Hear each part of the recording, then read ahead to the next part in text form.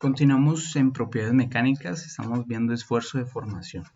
¿Okay? Entonces, hablando del ensayo de tensión, en resumidas cuentas, lo que está sucediendo en el material, si esto es una probeta, esta es la forma que se hacen las probetas para ensayar la tensión, ¿sí? En forma de hueso se dice, para que en estas zonas de aquí se hagan los amarres en la prensa. Y ahorita miramos un videito corto y tenga pues un ajuste preciso, pertinente y sea simétrico entre las cargas.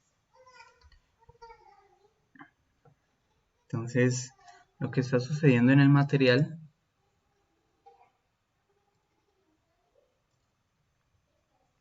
es que se está deformando, pasamos una zona elástica, hay plástica, el necking, ¿ok? Elástica, si yo dejara hasta ahí el material, si estuviera en la zona elástica, ¿qué sucede? Él vuelve a su tamaño original, ¿ok?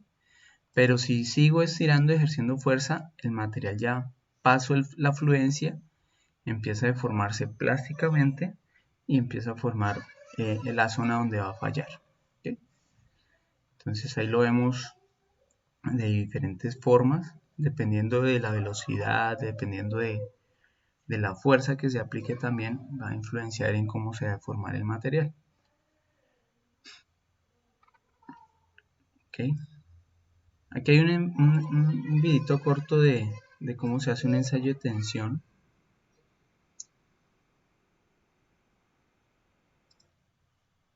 Permítanme un momento. Miren que es completamente lineal, se está generando, se está formando la fluencia del material, es un acero. Miren aquí el material, esto está subiendo. Ahorita explico qué es endurecimiento. Él se va alargando, está ejerciendo su máxima tensión. Sigue subiendo la prensa. Lo que les decía, la extrusión.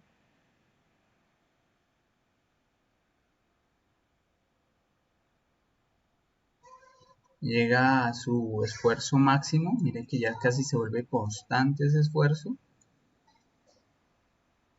Y por aquí está generando la extrusión, el necking, la reducción de área. Y pues ya se da la caída, se está formando hasta que falla. ¿Okay? Se da la falla del material. Por aquí se está dando la reducción y falla. ¿Okay? Este material podemos decir que es dúctil, porque una deformación.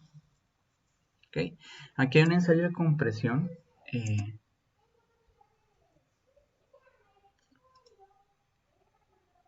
Que es paralelo, ahorita me devuelvo. Y el de flexión. Entonces, revisando el tema, vemos que el acero, ya vamos a ver que esta nomenclatura significa acero al carbono al 0.3% de carbono. Lo miraremos con más detenimiento en la unidad 4 de metales. Vamos a ver aquí un esfuerzo de fluencia y después se da la caída, con más detalle los aceros. Miren un hule blanco y miren las unidades. Estamos hablando de, digamos que eso sean megapascales. Estamos hablando de 70 megapascales, mientras que el hule estamos hablando de 1 megapascal. ¿Sí? Estamos hablando de un material polimérico. Entonces un metal y un polímero. Y mire la deformación. El hule, mire, si esto estamos hablando en porcentajes, pues mire que aquí es 0.2%, mientras que aquí puede llegar hasta un 8 o un 9%. Entonces, ¿qué significa? Son comportamientos de material muy diversos. Si lo viéramos en la misma gráfica, esta grafiquita daría como algo así y se elevaría y así sucesivamente en las proporciones. ¿Qué quiere decir? Los polímeros normalmente son poco resistentes a la tensión, dependiendo del polímero, ¿no? Pero digamos en este estamos hablando del hule, pero muy deformables plásticamente. Si hiciéramos como un zoom gigante, podríamos decir que aquí ese pedacito es como la deformación elástica del hule, y estamos hablando de alrededor de 0.1 megapascal. Digamos el yeso de París. El yeso es un material cerámico, como lo hemos visto. También no tiene muy buena resistencia a la tensión, muy bajo y la deformación también es mínima. Pero, ¿qué comportamiento vemos con el yeso? Que solo está la parte elástica, solo está el módulo, por llamarlo así, aquí se puede ver claramente ese módulo de elasticidad. Pero si vemos un material cerámico, ambos son cerámicos, uno yeso que es blando, mientras si vemos un carburo de tuxeno que se utiliza para durezas, como en brocas, como en discos de corte, en fin, en piezas de ingeniería de altas prestaciones, pues vemos que la deformación es casi igual que el yeso, pero la resistencia es 250 megapascales por llamarlo así, y aquí el máximo podría decirse como 0.4. Entonces, si miramos el yeso llegaría como esta grafiquita nomás, pero el mismo comportamiento, vemos que solamente es elástico. Si generalizamos, podríamos decir que los cerámicos son materiales frágiles porque no tienen deformación plástica, es así, mientras que los metales y los polímeros normalmente son materiales dúctiles, se pueden deformar plásticamente. Entonces, si yo, digamos, les dijera, planteáramos dos cosas, tengo esta gráfica de esfuerzo de formación y tengo este material A, les cambio colorcitos, tengo este material B, el azul, y tengo el material C, solo en la parte elástica. ¿Cuál de los tres materiales sería más resistente? ¿Cuál tendría mayor módulo? Entonces, mayor resistencia tendría el verde, porque tengo mayor esfuerzo, ¿sí? Es el de mayor esfuerzo. Si yo trazo cualquier línea, pues es el que mayor esfuerzo me resiste. Este tiene menor baja. También, si yo les pregunto cuál es el mayor módulo de elasticidad o cuál es el que tiene mayor módulo, pues el verde también. Entonces, el módulo en un material que me refiere a la resistencia que tenga. Entre mayor módulo, sea de elasticidad o cortante, pues hay otros tipos de módulos en mecánica. Dependiendo del módulo, pues así será su resistencia. Si uno lee mayor módulo, pues mayor resistencia como tal. Menor módulo, menor resistencia. Si yo les pregunto cuál es más elástico, cuando me refiero a elástico es que se pueda deformar sin que cambie su forma, obvio. ¿Cuál tiene mayor deformación? Entonces, lo mismo, si planteamos esta línea de aquí, pues sería el rojo, mientras que el verde sería el que menor deformación tendría. ¿Okay? Esto es en la zona elástica, entonces las propiedades de un material cambian o varían en función de su módulo de elasticidad. Voy a plantear otro ejemplo. Bueno, en este mismo, si yo planteara, digamos, que esto tuviera una curvita aquí así y tuviera una curva así, ¿sí? Se alargara la línea de formación. Si yo planteara esas dos, no, mejor lo hago otra vez, digamos, esfuerzo de formación. ¿Sí? Si yo tengo estas gráficas,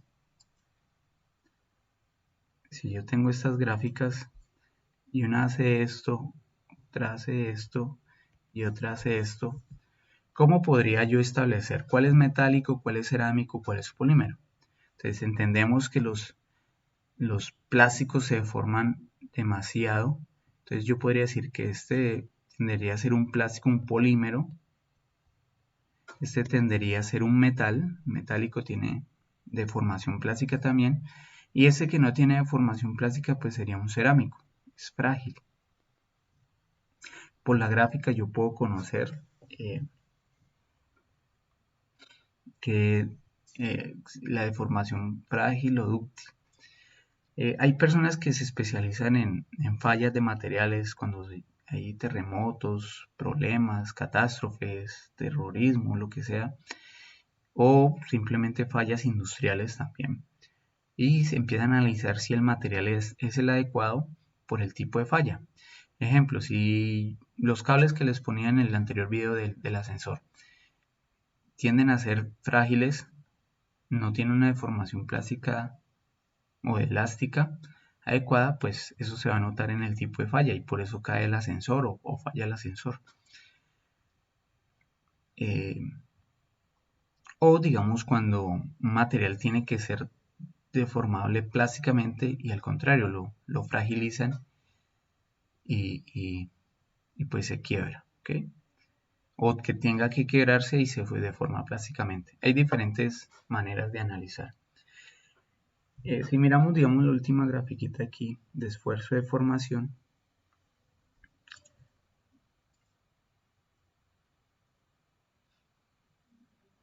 digamos, y yo les planteo, esta es una gráfica aquí, esta es otra gráfica aquí, y esta tiene otra gráfica aquí y otra aquí. ¿Cuál tiene mayor punto de fluencia? Entonces recuerden, donde cambie la zona lineal, ese podría tenerla acá,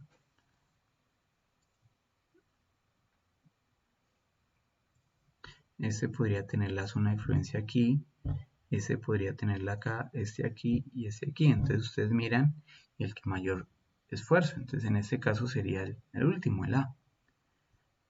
El mayor esfuerzo para que pase de elástico a plástico. Bueno, en la última parte de este video quiero hablar sobre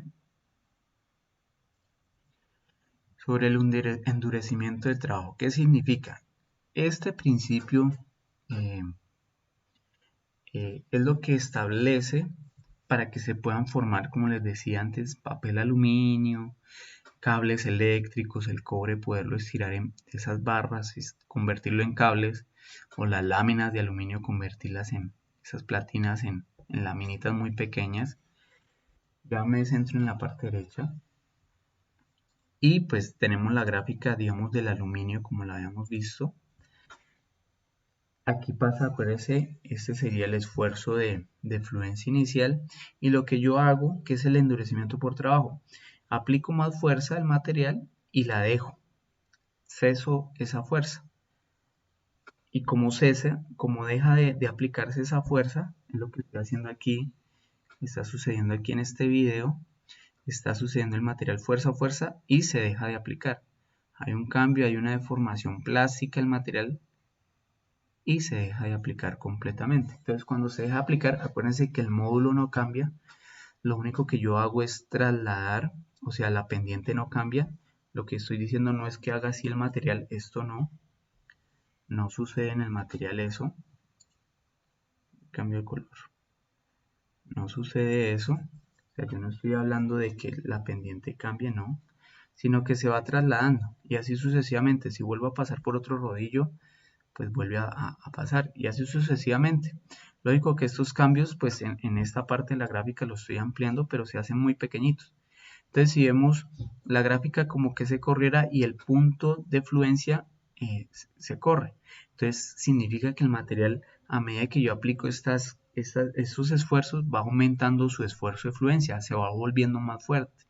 Por eso se va llamando, entre comillas, endurecimiento, no por dureza, sino porque se vuelve más resistente. Ya veremos en otros videos qué es dureza, en fin, precisaremos esos conceptos, pero aquí estoy hablando de resistencia a la tensión, que el material adquiere mayor resistencia a medida que lo voy pasando. Esta gráfica que vemos aquí a la derecha, pues lo vamos a ver en la unidad 4, estos se llaman granos, el material, los metales cuando solidifican forman granos, o sea la microestructura forman granos, pasan los rodillos y algo que sucede es que ese grano por esa deformación plástica baja o cambia el tamaño de grano, lo disminuye. ¿Okay? Es lo que está sucediendo dentro del material. Pero después en la unidad 4, en la unidad 3, perdón, de ciencia de materiales, ahondaremos más que los granos. Espero que sea claro esos endurecimientos por trabajo. ¿Sí? Yo tengo mi material, digamos que sea, yo mantengo la pendiente las veces que sea y lo único que empiezo es a correr ese punto de fluencia. Por eso puedo disminuir tantos espesores, hasta micras, en el papel aluminio. Con esto terminamos esta parte de resistencia a la tracción. Vamos a seguir después con otras propiedades también mecánicas relevantes que van acorde. Siempre tengan presente la deformación elástica, la deformación plástica, los módulos, las resistencias máximas, las fluencias, Gracias.